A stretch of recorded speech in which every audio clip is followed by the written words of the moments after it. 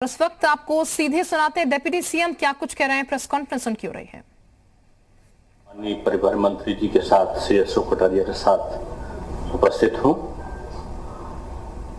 और आप विषय भलीभांति जान रहे होंगे कि आज राजस्थान के माननीय उप मुख्यमंत्री जी ने अपनी प्रेस में उत्तर प्रदेश के बसों का पुनः उल्लेख किया है और उल्लेख नहीं किया केवल, बल्कि उन्होंने तमाम मिथ्या वर्णन अपनी प्रेस कॉन्फ्रेंस में किया है। और मिथ्या वर्णन मैंने इसलिए कहा कि वास्तविक में जो वो कर रहे हैं उसको न बताकर वो जो नहीं कर रहे हैं उसके बारे में उन्होंने उसका उल्लेख किया है। आपको अपनी बात कहने से पहले मैं बताना चाहूंगा, उस प्रकरण की याद दिलाना चाहूंगा। हालांकि आदरणीय प्रियंका वाड्रा जी काफी संवेदनशील हैं बसों के बारे में, प्रवासी श्रमिकों के बारे में अपने वक्तव्यों को लेकर, तो मैं उनको स्मरण कराने के लिए केवल उस प्रसंग को बता रहा हूं कि कोटा में हमारे उत्तर प्रदेश के तमाम विद्यार्थी कोचिंग करने के लिए गए थे और उनको लाने के लिए हमारी सरकार ने 27 अप्रैल में उनसे 17 अप्रैल के आसपास राजस्थान सरकार से कहा था कि हमें अपने बच्चों को लाना है, क्योंकि उनके अभिभावक और स्वयं बच्चे काफी परेशान अवस्था में थे। जब हमने उनसे राजस्थान सरकार से कहा तो राजस्थान सरकार ने इसे स्वीकार किया और स्वीकार करने के बाद उन्होंने कहा कि आप बच्चों को ले जाइए, अपनी बसों को आप भेजकर इनको ले लीजिए। मैं इस प्रसंग का इसलिए उल्लेख कर रहा हूं कि उन्होंने वार्ता के दौरान ये नहीं कहा कि मैं आपके बच्चों को बॉर्डर पे भेजे दे रहा हूं, हमारे राजस्थान की बसें हैं, मैं इनको भेज देता हूं, क्योंकि वो उस समय राजस्थान में ही काम कर रहे थे, राजस्थान में ही उनका अध्ययन का क्षेत्र था। उन्होंने यह न कहा कि आप अपनी बसें भेज दीजिए। यहां से अनुमान किया गया कि लगभग वहां पर हमारे 10,000 बच्चे होंगे और हमने 560 बसें भेजी। अब प्रश्न यहीं से शुरू होता है कि हमने जब बसें भेजी तो वहां पता चला कि 12,000 के आसपास बच्चे हैं और जो बाकी शेष बचे 10,000 बच्चों के अलावा जो बच्चे थे, जो हमारी 560 बसों में नहीं आ पा रहे थे, उनका विशेष आग्रह था कि आप हमको भी ले चलिए। यहाँ तो खाना पानी भी नहीं मिल रहा है, यहाँ रहने के लिए विशेष प्रकार का कोई सुविधा भी नहीं है, ना भोजन की व्यवस्था है। ऐसी स्थिति में हमको उत्तर प्रदेश ले चलिए। वो अपनी व्यथा को बता रहे थे, उसको देखकर उत्तर प्रदेश सरकार ने के हमारे अधिकारियों ने रोडवेज के, राजस्थान के रोडवेज के अधिकारियों से वार्ता की है और जब उनसे वार्ता की तो उन्होंने कहा कि हम आपको अतिरिक्त बसें देंगे, लेकिन उसका भुगतान उत्तर प्रदेश को करना होगा। इसकी आप एक लिखित अपील हमसे करिए कि आप उसका भुगतान कर देंगे। हमारे यहाँ के उत्तर प्रदेश रोडवेज के अधिकारियों ने लिख कर भेजा कि आप हमको अतिरिक्त बसें दे दीजिए, हम उनका भुगतान करने में हमें आपत्ति नहीं है। अब अतिरिक्त बसें जो दी गई, इत्तेफाक था कि वहां पर जो हम लोग की उत्तर प्रदेश की जो बसें थीं उनमें डीजल की कमी हुई, तो डीजल राजस्थान रोडवेज के पेट्रोल पंप से डीजल भराया गया। तो राजस्थान सरकार ने तत्काल इसको देखते हुए 19,76,000 रुपए का बिल भेज दिया, जिसका भुगतान 5 मई को ही हम लोगों ने, उत्तर प्रदेश सरकार ने कर दिया। रोडवेज विभाग ने माननीय परिवहन मंत्री के आदेश पर उसका भुगतान हो गया। अब इसके बाद उन्होंने फिर से एक रिमाइंडर भेजा और रिमाइंडर की कॉपी आपको उपलब्ध हो जाएगी। ये रिमाइंडर भेजा उन्होंने कि आपको जो 94 बसें दी गई थी, उन बसों का जो भुगतान है वो आपने अभी तक नहीं किया। इसके उपरांत 36,36,664 रुपया के बिल के भुगतान का उन्होंने रिमाइंडर भेजा। अब ये रिमाइंडर पर रिमाइंडर आ रहा हो और वो संवेदनशीलता उस समय याद आ रही है आदरणीय प्रियंका वाड्रा जी की, राजस्थान सरकार की, कि निरीह बच्चों के बस से भिजवाने का किराया वसूल रहे हैं।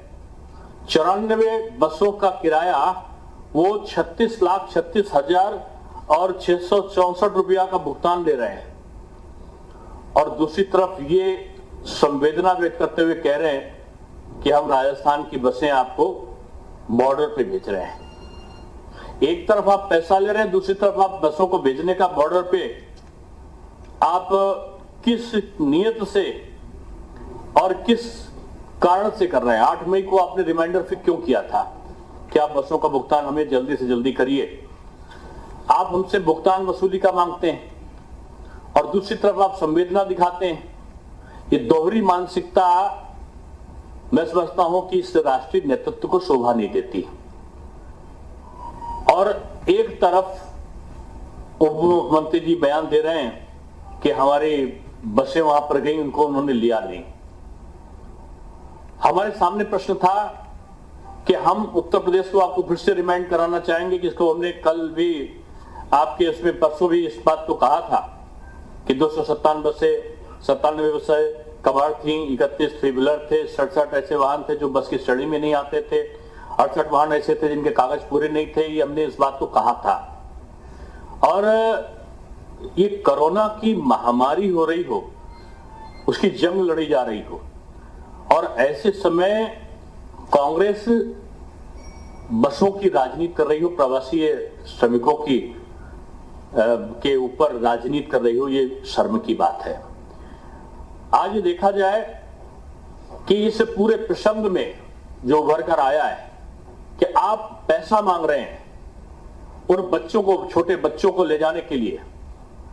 आप 2-2 बार वसूली कर रहे हैं, आप पेट्रोल का पैसा भी वसूले ले रहे हैं। आपने एक बार नहीं कहा कि हम राजस्थान के डिपो से जो आपने पेट्रोल भराई तो हमारे वहां के लोग थे जिनको उत्तर प्रदेश ले गए। उत्तर प्रदेश के रहने वाले भले हों, लेकिन कई वर्षों से वो राजस्थान में ही रह रहे थे, उनको हम लाए थे। तो एक मानवीय संवेदना उनके सामने नहीं थी कि वो किंचित मात्र इस बात को सोचते कि हम उनको बगैर पैसा लिए उनको भेज दें। उन्होंने उसके लिए रिमाइंडर पे रिमाइंडर भेजे। आपके सम्मुख में यही कहना चाहता हूं कि ये मिथ्या वर्णन क्यों? क्या राजनीति में एक ओछी राजनीति के कारण सस्ती लोकप्रियता प्राप्त करना चाहते हैं? क्या वो श्रमिकों के राजनीति को और तूल देना चाहते हैं? क्या प्रतिदिन कोई नया सुगोपा छोड़ के इसके अलग प्रकार की राजनीति करना, मैं समझता हूं इनकी संकीर्ण मानसिकता को दर्शाता है। आज ये कहते हैं कि हमारी बॉर्डर पर गाड़ी खड़ी रही।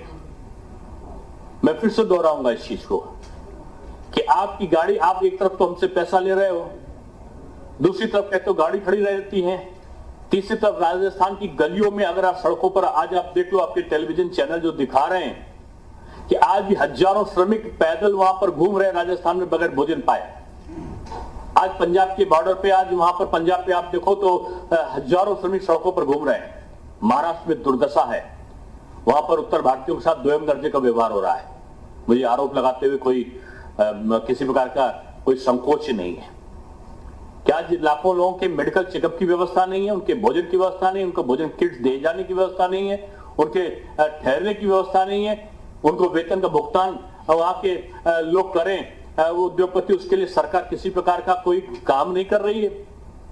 आप उनकी चिंता ना करके जहां पर 27,000 बसें लगी हैं, मैंने इस बात को कहा था कि 27,000 बसें उत्तर प्रदेश की हैं और परसों तक 1,000 ट्रेन आ चुकी हैं 7 लाख से ऊपर बसों के द्वारा, और लगभग 10 लाख से ऊपर, 10.5 लाख के आसपास अगर देखा जाए तो ट्रेन से माध्यम से हमारे वहां के श्रमिक आ चुके हैं। हमने उनके ठहरने की व्यवस्था, उनके उपचार की व्यवस्था, उनको क्वारंटीन कराने की, उनकी एक प्रकार से स्केलिंग करने की, कि भविष्य में, आज भी हमारे माननीय मुख्यमंत्री जी ने इस बात का उद्बोधन किया है कि हम उनको अपने यहां पर एक सबल व्यक्तित्व के रूप में प्रस्तुत करेंगे कि जो श्रमिक आए हैं वो किसी आगे याची ना बने, उन श्रमिकों को हम रोजगार देने का काम करेंगे, इसलिए उनकी स्केलिंग हम करा रहे हैं।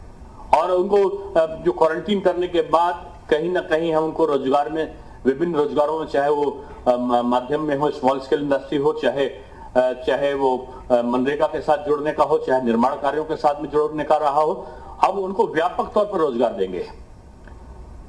मुख्यमंत्री की मानसिकता 24 घंटे काम करके, श्रमिकों को सैनिटाइज करके, उनके उपचार करके, उनको भोजन और भोजन के किट्स उपलब्ध करा के, सैनिटाइज बसों में लाकर और उनके यथास्थान पहुंचाने का काम किया जा रहा हो, वहां इस प्रकार से बसों की राजनीति करके, आपको पता है बसें कैसे मंगाई गई थी?